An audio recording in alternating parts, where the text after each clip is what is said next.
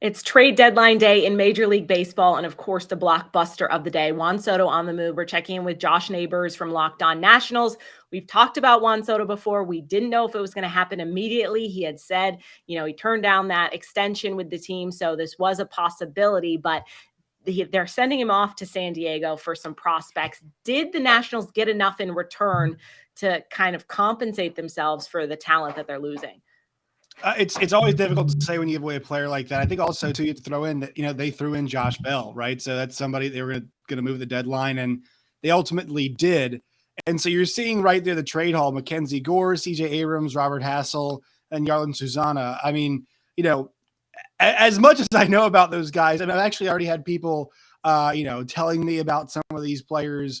Telling me about some of the guys that they're getting. And also James Wood is in that haul as well, an outfielder that they're going to be getting. So, look, it's hard to tell at this point in time. Some of these guys are low-level prospects, but a guy like a Mackenzie Gore, you might even see this season if he's, good to go and there are no health issues. So I think for the Nationals, it's going to be a time will tell type deal, but people are excited about the haul. And I think there's people on both sides of the fence right now, but whether or not they got enough. But whenever you trade a guy who's that good, it's really hard to tell, like, if you get actual good value. Because the thing is, the Nats are so bad, they need help everywhere. And so one player does not fix any of that. And I think they might be actually better off trying their luck with multiple guys. Obviously, we talked about this. I mean, the situation with Soto really did sour kind of quickly, right? Because at first it was like, no, I don't want this extension, but it wasn't a hard no necessarily. And now, because they had a couple of years to maybe figure it out, but now they're moving him by the trade deadline. Why did this happen so quickly? Well, I think the Nationals know Scott Boras well enough to know that his intention, Juan Soto is going to see free agency.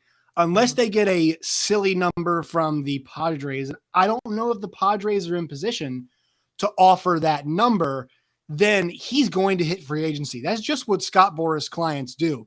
So there is a world in which actually the Padres might trade him, in 2 years or in a year, depending on how things go. I doubt it, but that could happen. Now, there is a chance that they could have the inside track on signing him now that he is on the team. But still, I think he is dead set on hitting free agency. And for the Nationals, they're not going to be good. They've got too many holes to fill, too many gaps on this team for them to be good in that span of time. So I think the calculus here from Mike Rizzo and the brass with the Nationals was maximize return while you can. This is the most control you'll have them. Obviously, at this moment in time, you'll give somebody else 3 playoff runs, and you can rate a farm system. And now, this rebuild of the Nationals, really, this is kind of its precipice. This is the peak. There's really not a whole lot left for them to give. Looking at what's coming back to the Nationals, is there a name there that you're kind of excited about to see progress, maybe hopeful to see soon? Yeah, so Mackenzie Gore is the guy they're probably going to end up seeing soon. This is a guy that people have been excited about. He's gotten some time in major leagues. Did just suffer with an injury, but he's 23 years old.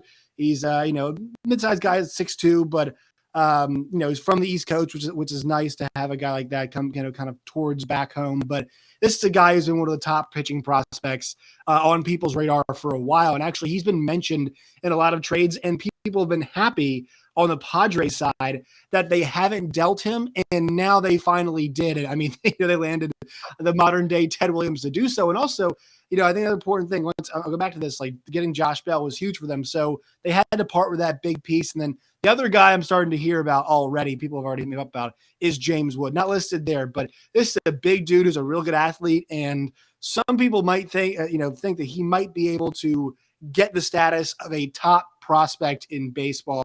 Young guy, big strapping outfielder. There's some excitement around him. He's the guy I've heard the most buzz about already. So we'll see, but I don't think you're going to see him in the immediate. Mackenzie Gore is the guy that you will see in the near future.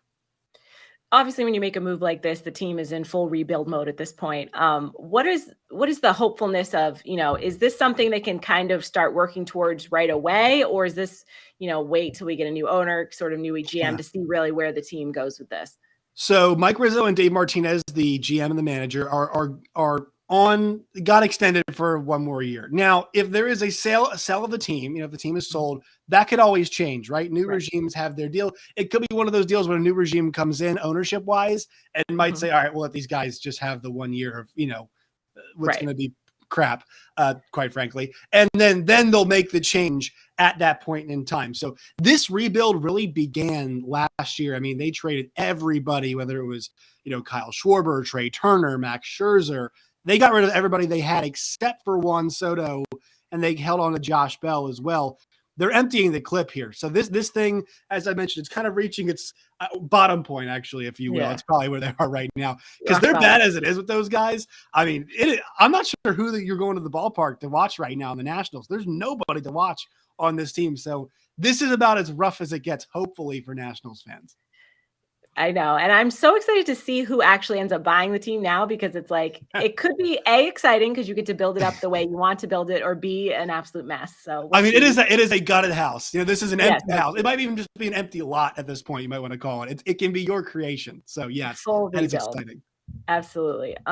Josh, thank you for joining us. I mean, obviously there's a lot of moving parts in here, and we appreciate you filling us in on everything Juan Soto and all the stuff that came back to you. For sure.